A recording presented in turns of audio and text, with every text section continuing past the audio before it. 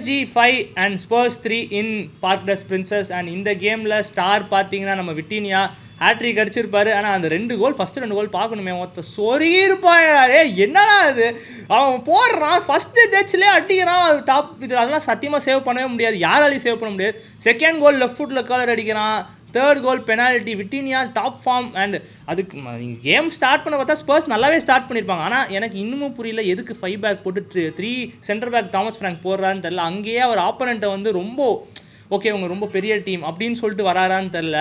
ஆனால் கேம் நல்லா ஸ்டார்ட் பண்ணாங்க.